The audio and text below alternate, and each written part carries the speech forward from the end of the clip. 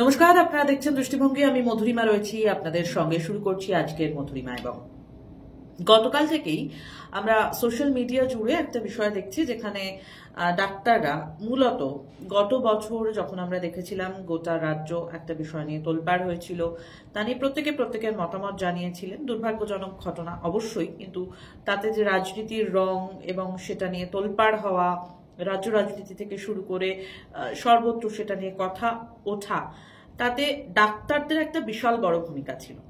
এবার সেই বিপ্লব বিদ্রোহের মুখ হিসেবে উঠে আসা ডাক্তারদেরই আবার দেখা গেল সোশ্যাল মিডিয়ায় সোচ্চার হতে। কি ঘটনা?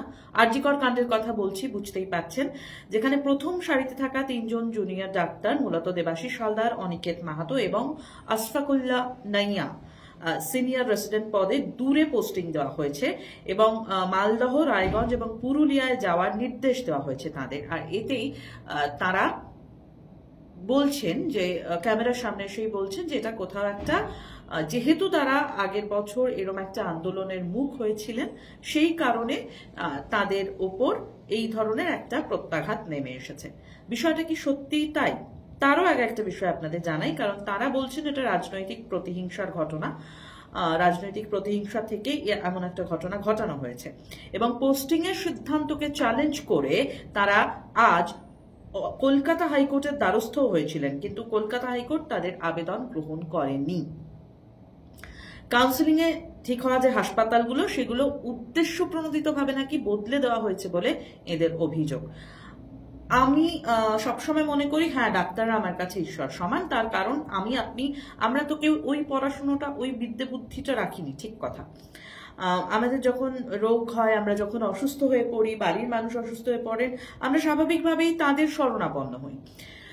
কিন্তু গত বছর যে ঘটনা ঘটেছে, সেই ঘটনাতে আমরা স্বাভাবিকভাবেই ভেবেছি অনিকেত, দেবাশিস বা বাকি যারা ছিলেন, তারা প্রত্যেকেই সাধারণ মানুষের জন্য ভীষণভাবে নিবেদিত প্রাণ। এবং আমরা জানি যে ডক্টরস ওথ বলে একটা বিষয় হয়, সেটা যখন তারা গ্রহণ করেন, অর্থাৎ যে কোনো জায়গায় যে কোনো পরিস্থিতিতে মানুষের পাশে তারা থাকবেন। ভীষণ একটা নোবেল প্রফেশন।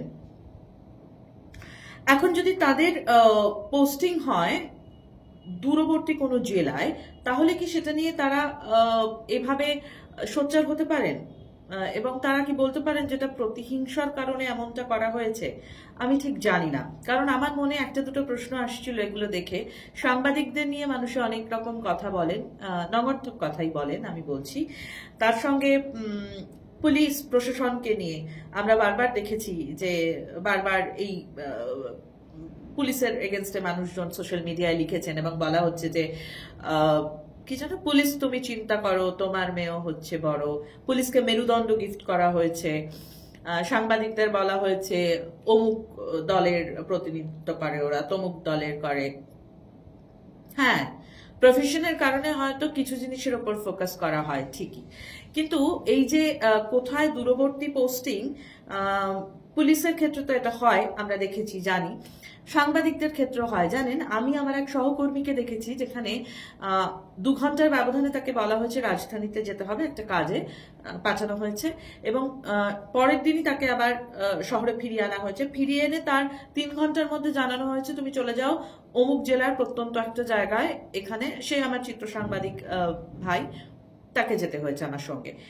তো আমাদের যখন এই ধরনের কাজে পাঠানো হয়, আমরা একবারও প্রশ্ন করি না যে না, কেন এভাবে যাবো, এরকম 2 ঘন্টার নোটিসে কেন, আমরা কি করে যাব হঠাৎ করে 2 দিনের জন্য, 3 দিনের জন্য? আমরা যাই, এবং আমরা অনেক সময় কখন ফিরে আসব সেটাও আমাদের কাছে পরিষ্কার থাকে না। আমরা কোথায় থাকবো সেটাও আমাদের কাছে পরিষ্কার থাকে না। আমি বলছি না যে আমরা খুব মহৎ, আমরা খুব উদার একটা কাজ করছি। যেখানে সাংবাদিকতা করতে গেলে তো আমাদের এরকম কোনো ওথ সাইন করতে হয় না।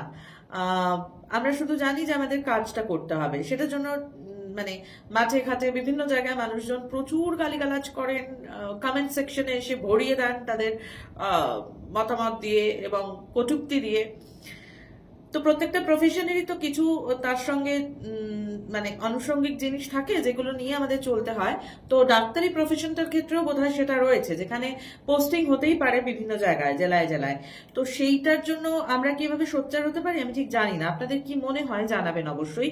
এবং যে কথা আপনাদের বললাম যে অনিকেত মাহাতো, দেবাশিস হালদার এবং আশফাকুল্লাহ নাইয়া, তারা কিন্তু হাইকোর্টে গিয়েছিলেন এবং সেখানে কিন্তু তাদের আবেদন হাইকোর্ট গ্রহণ করেনি।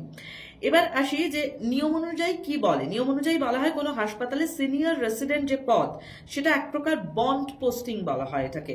এবং স্নাতকোত্তর পরীক্ষার পর সিনিয়র রেসিডেন্ট হিসেবে যোগ দিলে 3 বছরের জন্য বন্ড থাকে এবং সেই বন্ড অনুযায়ী সরকারের তরফে তাদের নিয়োগও করা হয়।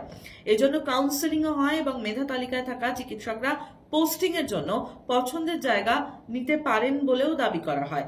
যাদের নাম আমি বললাম, দেবাশিস, অনিকেত বা আশফাকুল্লাহ, এই যে বলছি, তারা সাধারণত আগে সুযোগ পান, মানে যদি আগের দিকে নাম থাকে তাহলে তারা আগে সুযোগ পান। এরপরে নির্দিষ্ট কলেজ নির্দিষ্ট করা হয় পিজিটিকে। বন্ড না মানলে কিংবা 3 বছরের শেষ হওয়ার আগেই বন্ড ভেঙে বেরিয়ে গেলে সংশ্লিষ্ট চিকিৎসককে টাকা দিতে হয়। সেই টাকার পরিমাণ কত, অঙ্কের পরিমাণ কত, সেটা মোট 30 লক্ষ টাকা দিতে হয়।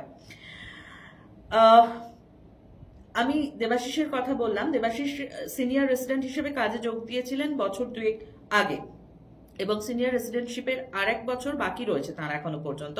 ফলে তাকে অবশিষ্ট 1 বছরের জন্য 10 লক্ষ টাকা দিতে হতে পারে।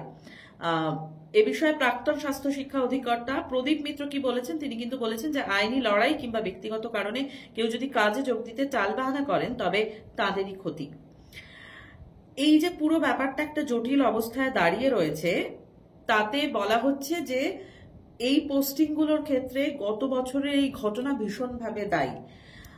আচ্ছা, আমি ধরে নিলাম যে হ্যাঁ হয়তো এরকম কিছু, কিন্তু তারপরেও কি আমি আমার প্রফেশনাল ওথ যেটা, এবং আমি যে কোনো জায়গায় গিয়ে কাজ করতে পারি, সেটা ব্রেক করতে পারি না বোধহয়।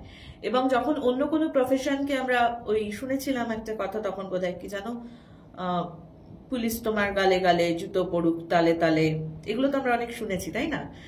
সাংবাদিকদের উদ্দেশ্য করে অনেক কিছু বলা হয়েছে। আমি কোনো অন্যায়কে সাপোর্ট করছি না, ভীষণ নৃশংস, ভীষণ দুঃখজনক, অনভিপ্রেত একটা ঘটনা ঘটেছিল। কিন্তু আমরা কি সেই ঘটনাটার সত্যি পর্যন্ত পৌঁছতে চেয়েছিলাম, নাকি তার আগেই কোনো একটা প্রফেশনকে কাজ করায় দাঁড় করিয়ে দিয়েছি, তার আগেই আমি কতটা মহানুভব সেটা প্রমাণ করতে বেশি তাগিদ বোধ করেছিলাম? আমার প্রশ্ন শুধু এখানেই। এবং চিকিৎসকদের আমি আবারও বলবো, আমার বহু চিকিৎসক বন্ধু রয়েছেন, দাদা রয়েছেন, তারা আমাকে স্নেহও করেন, তাদের সঙ্গে আমার সম্পর্ক খারাপও নয়, আমি তাদের কখনো এমনটা করতে দেখিনি। এই যাদের কথা আমি বললাম, দেবাশিস, অনিকেত বা আশফাকুল্লাহ বা বাকি যারা রয়েছেন, আমার তাদের প্রতি কোনো ব্যক্তিগত রোষ নেই। আমার শুধু প্রশ্ন একটাই, কারণ সামাজিক একটা দায়বদ্ধতা থাকে, সেই জায়গা থেকে এটা করা যায় কিনা আপনারা জানাবেন যে আপনাদের কি মনে হয় এই বিষয়টা নিয়ে। আজকের মতন মধুরিমা এবং এ পর্যন্তই। অন্যদিন অন্য কোনো বিষয় নিয়ে আসবো অবশ্যই। সঙ্গে থাকার জন্য ধন্যবাদ। শুভরাত্রি।